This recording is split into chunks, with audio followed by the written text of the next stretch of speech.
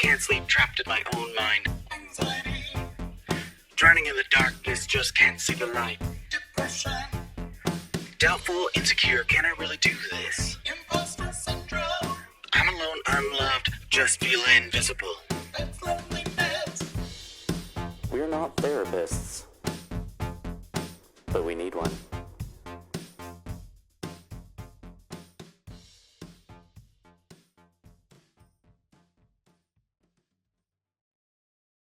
Hello, and welcome to We're Not Therapists, but we need one.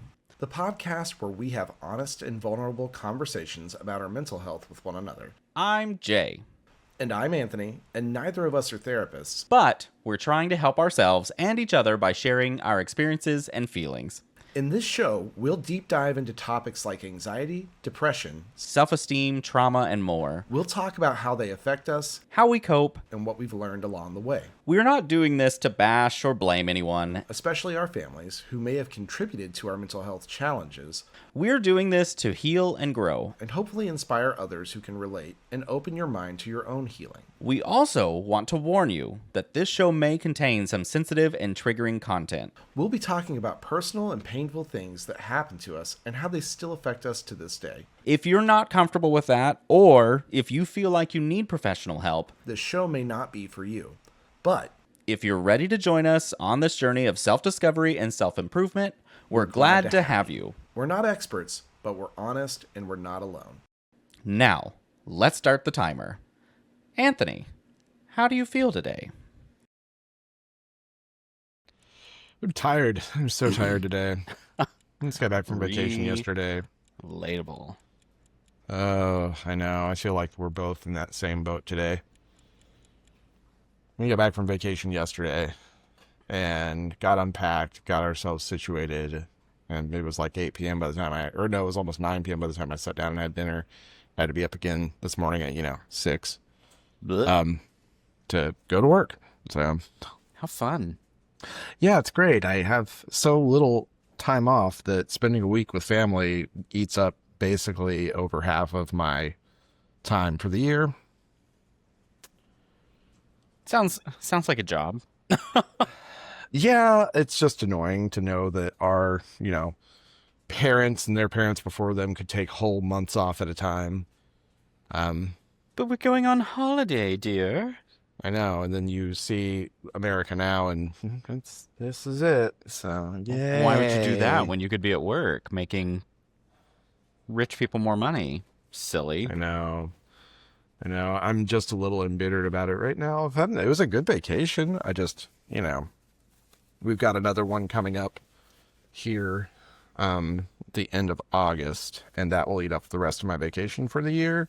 Oh, how fun. And, yeah, so, and it's just one of those things where,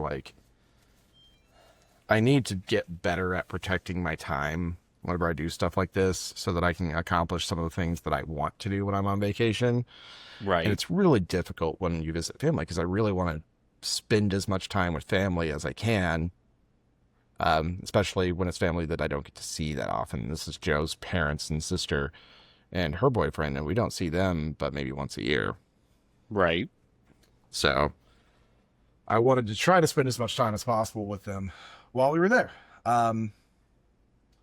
But then, of course, you have great intentions for a vacation, but it just feels like, you're going a lot because you only have a week. So you get settled in one spot and then you're there for a day or two, and then you get settled in another spot and you're there for a day or two. And that's just kind of how it rolled. And, it was a good vacation. It was really great seeing everybody.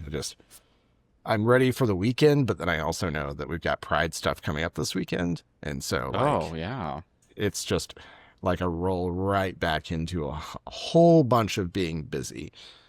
And so, yeah, I'm just trying to not get worked up over the prospect of everything that I have to do.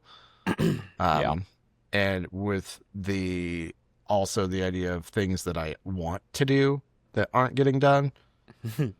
So anyways, how are you, Jay? We haven't talked in a little while. I get all that. I'm fucking tired.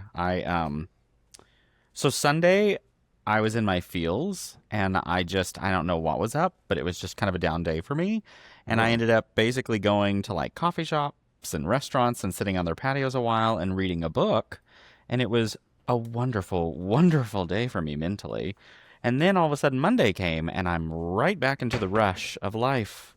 And I'm exhausted because last night I got spontaneously last minute invited to the Game 5 of the Thunder game, which was super fucking fun and super exciting. But that exerted so much energy. And then you're up late, leaving the game and all that shit. And so, like today, I've been dragging on a foggy mind, but I've been so productive in doing shit. Like, it's been insane. And I also, was on a huge calorie deficit today and didn't realize how deep it was until I was getting ready for this podcast and things just weren't going right. And I was getting, really upset. And I was like, you have only had 400 calories today, so you should probably eat something. Yeah, we just got back from the gym. I'm noticing the same thing for myself because I was trying to get stuff ready for this, and every little thing was upsetting me way more than it should. Yeah.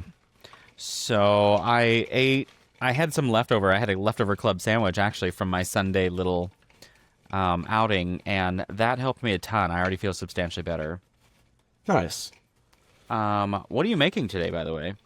You guys have seen me make this probably many times at this point, which it's our general meal prep, which is roasted veggies, chicken cooked on the stovetop, and then some rice. That's it. Nice. Yeah, I like a good plain, veggie dense lunch because veggies in my book are unlimited. Hell yeah. If I can load my lunch up with a bunch of veggies, I can feel full, be full, and not overconsume calories or fats or cholesterol. Exactly. Yeah. I went really easy today. Yeah, I was about to ask you what you're making. All I'm doing is making my summer pasta salad so I can have it on the side with some of my chicken randomly. It's a little bit higher calorie, but not terrible. It's funny because I'm watching you cut that cucumber, and in my head I'm like, oh my God, when I go to cut cucumber, I'm just like, ah. Okay, so this is the only dish I'm making for the entire hour that we're recording. Fair.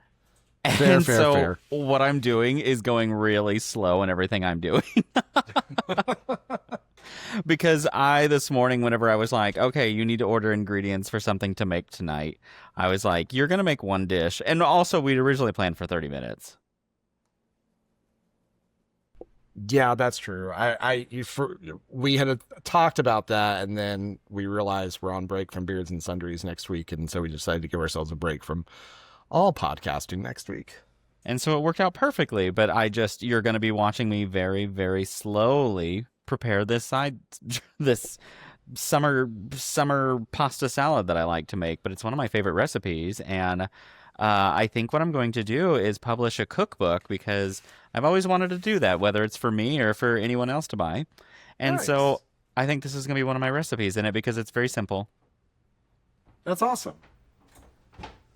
It's funny that you mentioned that because my grandmother on my dad's side, hang on, I'll grab something.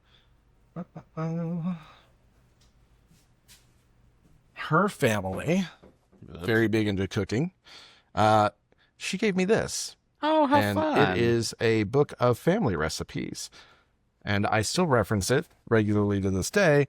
Specifically, she gave it to me because she made these cookies that I just love every single Christmas. Mm-hmm. And it's these white chocolate orange cookies. Yum. Yeah. And so she's got her handwritten notes there because apparently they printed it wrong. And so they got some of the quantities and missed some stuff. And anyway, so she passed away several years ago from ALS.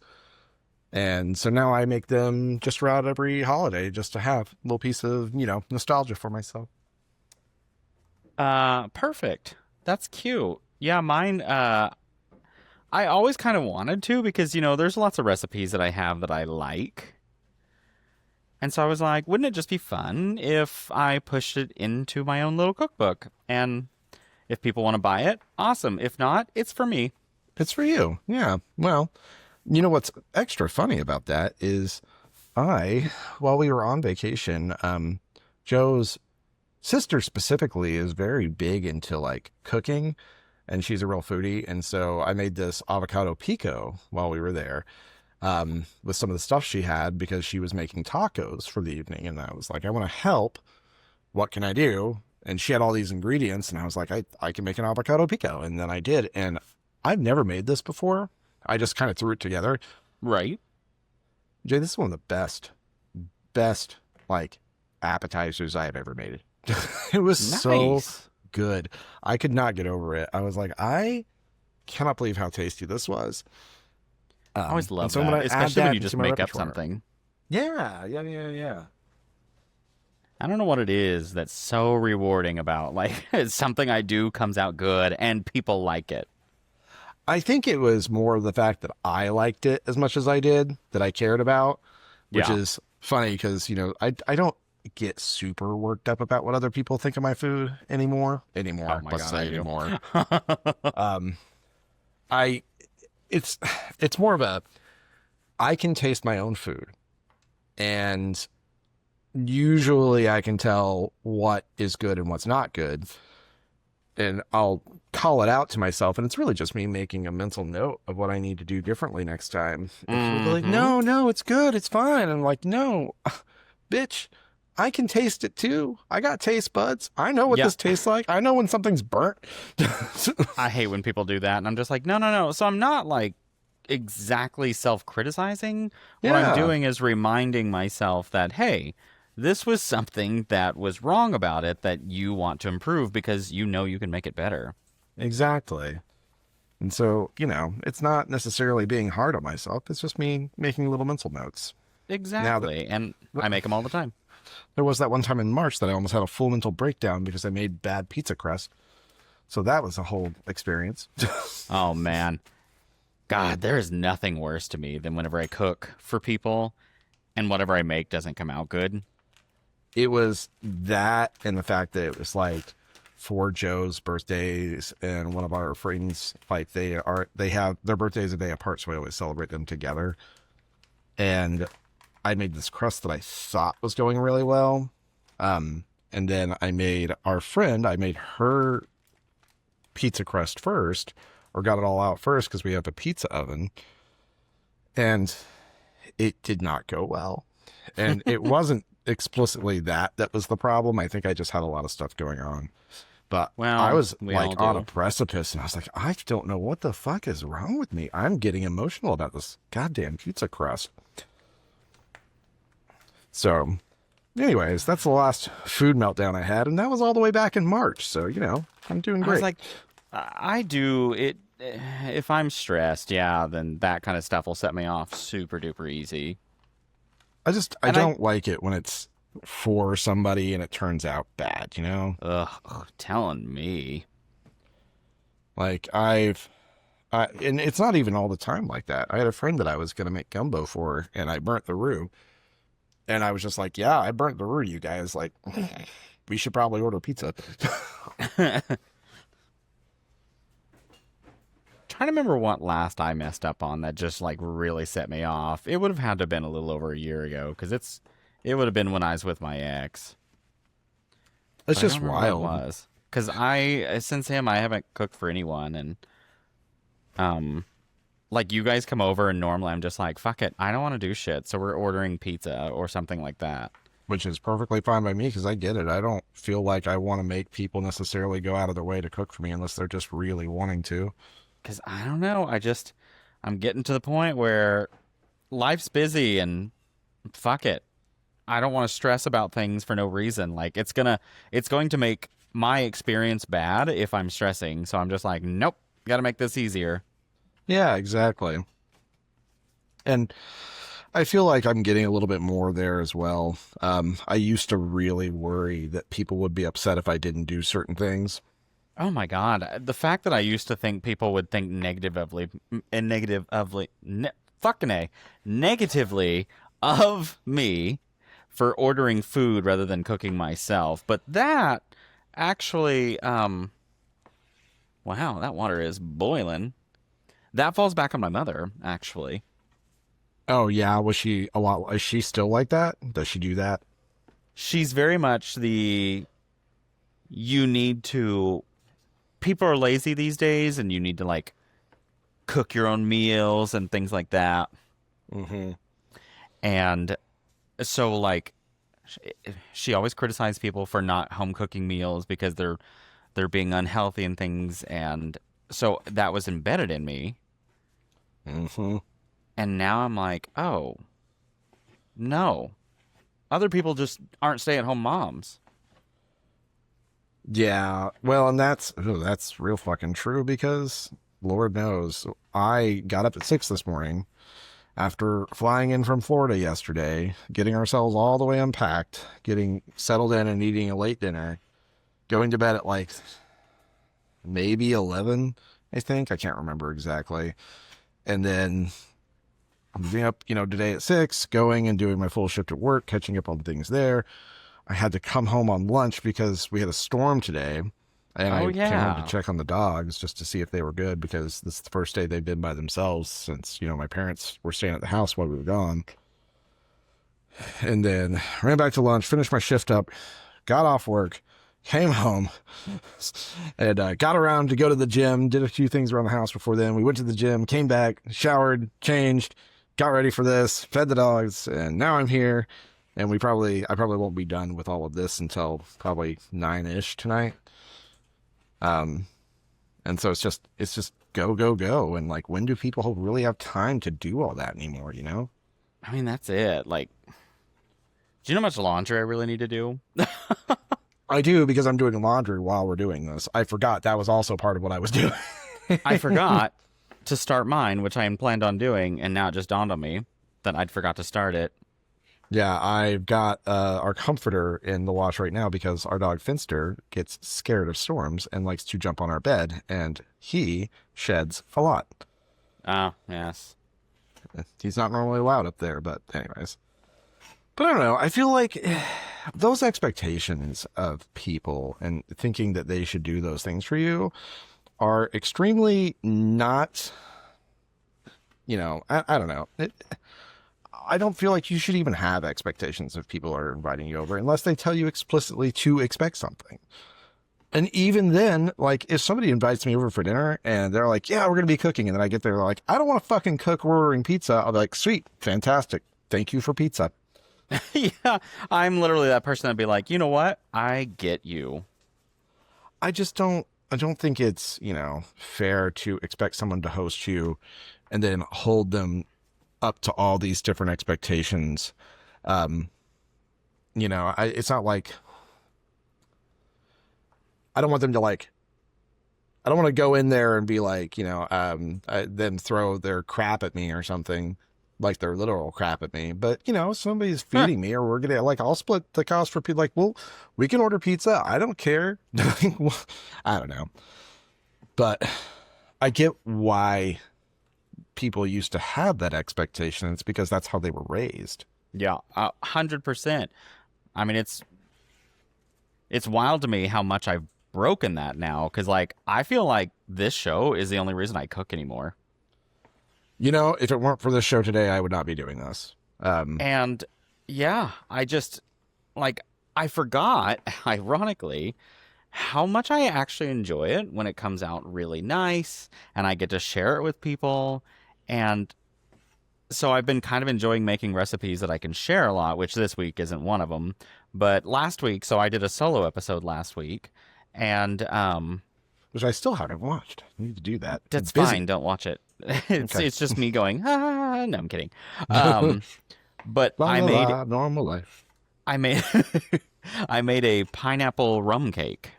Ooh. And I brought it to work, and everyone loved it. And I was like, okay, see, I forgot how much I enjoy this. I forgot how much I do enjoy the people-pleasing aspect of sharing treats. But I think that's a way to show people that you care, and it's always just nice because you're giving them an experience. It's kind of my acts of service situation that I like. Yeah, am very much like that. And it's funny that you mentioned that because right before we started this podcast, I happened to check something on my phone and found out that Amberelle died. And she was a celebrity chef on Food Network. Yeah, I saw that too. And she was my favorite celebrity chef. I don't really get... I know what I'm missing. Sorry. I was like, I swear I'm missing something. I don't really get like in awe of people too often, but Amberelle was such a teacher. She had the show called Worst Cooks, and granted, the first episode was very hokey every season. But every episode after that was really focused around teaching people how to cook, and in the process, teaching you, the watcher, how to cook. And so I thought that was always very interesting to me. She was actually the person who taught me how to make pasta. And so I used her pasta recipe exclusively. And I wish that I had known that way prior to this, because I would have pivoted and made homemade pasta tonight. Well, it seems like the announcement just like came out a few minutes ago before we started recording.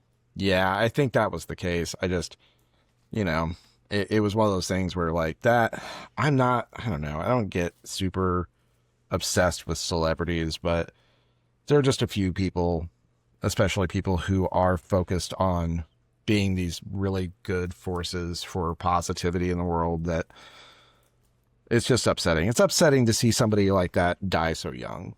Yeah, I mean, 55 was young. Yeah. And so it hit me right in the wrong way. So for a moment, I had to like really collect myself. I was like, hey, fuck, Jesus Christ, can things just stop? Oh my God, I know. Just everything right now feels like, I think that's another reason I'm tired is not only am I busy, the barrage of news about everything everything is just tiring. I mean, so fucking tired every day. We have Israel and President Trump trying to instigate World War III. And I'm just like, what the fuck? While we're here in the U.S. dealing with our own domestic terrorists and civil unrest. And I'm just like, you guys, if we get into a war, we are in the worst spot possible for that. Yeah. Well, and I cannot get over the similarities from history, from World War II that we're witnessing. Yeah, it really is very much that, isn't it? Except we are on the wrong side of it this go around. I remember when people were saying that up front, I thought, you're being so dramatic. You have to stop being so dramatic and calm down. And then over time, I was like, hold up. Mm-hmm. Okay, now more and more things keep happening. I'm like, now I'm understanding why people are saying this, and I hate it. It's gunking up my brain with a lot of cortisol. And making me super stressed. I think it's the main reason I'm just like, you know what? You're not going to cut off drinking, because that is unfortunately an escape. It really is. And I'm just like, I don't know. I'm trying really hard to let go of a lot of things right now, especially things that are not within my control, which happens to be a lot of the things that I worry about. Which that's it. Like, I'm pretty good at letting stuff that's not in my control out of the way. Like, I'm just like, fuck it. Mm-hmm. But still, like, it's the barrage of news. Like, every day I'm having to stop my own thoughts of, like, control myself from being annoyed because I don't have control. Yeah. Well, and you're just never going to, especially with world events like that. And, election-wise, it's having a Nazi as a president, an incidental Nazi, let's just put it that way. I don't think Donald Trump really believes any of those things that he does. I think he uses them as a way to gain power over the people. Yeah. And so we'll call him the incidental Nazi, but the fascism, political no less. gain Nazi. Yeah, exactly. And so anyways, I there's nothing I can do right now about that. Like, there's just not anything I can do directly. Right. And so how do I reconcile that with still existing while everything's happening? And part of it is approaching the news differently in my head, where I'm just like, I've got to be able to see it and be like, yep, what am I going to do about it? I'm just going to have to let it happen because I don't have another choice. Like there's so many things that I'm never going to have any control over. I can't control what people think. I can't control what some of these people are doing. It's just never going to happen. Right. Um, And that's kind of it. Like, I've been like pushing to be like, hey, don't let the news wear you down. And that's how I kind of handle it, is I'm just literally like, yeah, this is fucking insane. Yeah. Yep. I mean, that's all you can really do is just like, I mean, there's going to be a moment I have to fight back at something, and at least I'm aware, so that way I know when. Yeah, I hope with all of my heart that it doesn't come to that, because it's wild to me, the prospect of living in an age of potential civil war. I mean, it sounds dramatic if you just say it, but when you look at other countries who have this level of instability internally, it's not off the table. And It's Tony saturates every time. Thank you. I use that shit on everything. But yeah, it's wild to experience this stage of life and realize that it's not normal. Knowing it's not normal, but we have to navigate it because it's our sort of lot. Like, we've been dealt this hand and we aren't going to get another one. Yeah, because it's like, why is this normal? Like, why do I have to adapt to this? My cooking camera went out, so sorry about that, everybody. Oh, you fucking broke it. It's fine. All you'd be seeing me do is mush around some chicken, some oily chicken. That's probably why it cut out. Probably so. I was making a lot of slurping noises. But it is so hard in my head to reconcile because I'm a doer. I want to fix things constantly. Mm-hmm. And having so many large issues at large happening, and I want to do something. I just don't know what I can do. And the more I think about it, there's nothing that I really can do. Yeah. And I have to learn to do what I can about what I can, which happens to be my own little, circle of existence. I can stay educated and I can continue to try to live life in a way that makes me as happy as possible. Yeah. Oh, I forgot that I'm blocking my camera. Sorry, y'all. Yeah. Oh, I'm sorry. My camera's completely out. You're just going to not get it the rest of this episode. Sorry. But yeah. And I'm just pacing now for my next episode. Well, I'm going to make some egg bites in the next episode. So, oh God, that sounds good too. I know. Well, I'm going to I'm going to blend it up in between episodes because, yeah. Because why? No, I'm kidding. You know why. But yeah, it's been a struggle, and especially with everything that's happening politically and just the geopolitical climate as well, because now not only do we have to deal with American issues, we've got this spate of international issues that are popping up, and I'm just like, why are we even involved in most of this? And I still don't understand the relationship we have with Israel at this point. Like, why are we so bound together as if their destiny is ours? And that may not be a question for this podcast, but I was like, I understand it in a sense, but also, like, I'm not saying I understand it as in I support it. I say I understand it as why we were there. Well, you can understand something and not support it. Oh, right? yeah, 100%. But I can understand how people fall into, Nazism and fascism. Oh, yeah, it's super easy, especially with the world, and then they have somebody points them in the direction of minorities. Or it's when you stay uneducated and you decide not to educate yourself and find the similarities in history because there's correlation and causation, blah, blah, blah, blah, blah, blah, blah. Mm-hmm. Yes. Those little things. Those tiny little factual moments that we love to ignore. Yeah, well, History is the easiest open book that nobody uses, Jay. It's so weird. It's I love it. wild. I fucking love history. I've I've also been back on Facebook, I and noticed you liked some of my stuff. I know I'm trying really hard because I have already fallen into a couple of those little, like, not bait posts. It's just a couple of friends who have posts where, like, friends or family on there are kind of dick bags. And you know what? I'll expand on this a little bit more in the next episode, but let's just say that I'm learning quickly that I just need to let people be awful.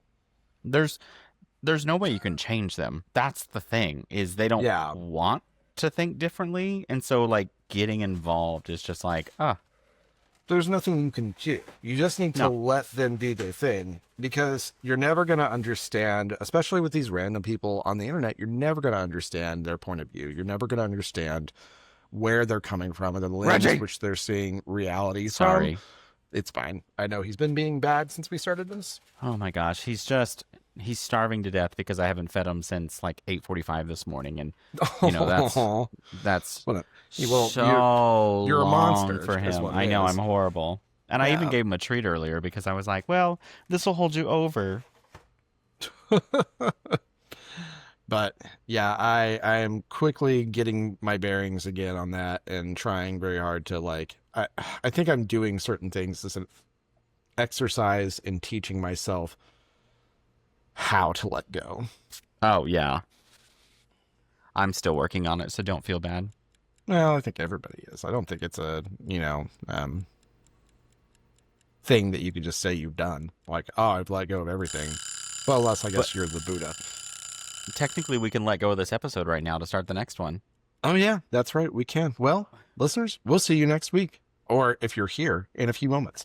See you next week. Bye. And we're out of time. Thank you for joining us today on our show. As you can see, therapy is not always easy, but it can be very rewarding and healing.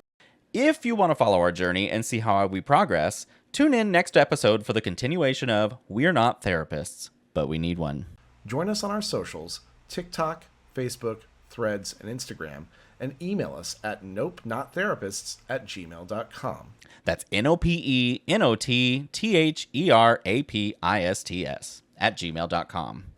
We would love to hear your thoughts on our journey, or any questions you have that we can help answer. Until then, Stay safe. mental health is a serious and important issue that affects millions of people around the world. If you or someone you know is struggling with depression, anxiety, trauma, or have any other mental health conditions, you're not alone, and there is help available. You don't have to suffer in silence or feel ashamed of your feelings. There are many resources and support networks that can help you cope and heal. Here are just a few. The Crisis Text Line, which is a 24/7 service that connects you to trained crisis counselors who can help you with any type of emotional crisis. You can text HOME to 741-741 in the US or Canada, or 85258 in the UK, or 50808 in Ireland. You can also visit crisistextline.org for more information. The National Suicide Prevention Lifeline, which is a 24/7 service that provides free and confidential support for people in distress, as well as prevention and crisis resources. You can call them at 1-800-273-8255 or chat online at suicidepreventionlifeline.org. The Headspace app, which is a meditation and mindfulness app that can help you reduce stress, improve your mood, and enhance your well-being. The app offers guided meditations, breathing exercises, sleep sounds, and other tools that can help you relax and cope with your emotions. You can download the app for free and try it for 10 days or subscribe for unlimited access to all features. You can find the app on the App Store or Google Play, or visit headspace.com for more information.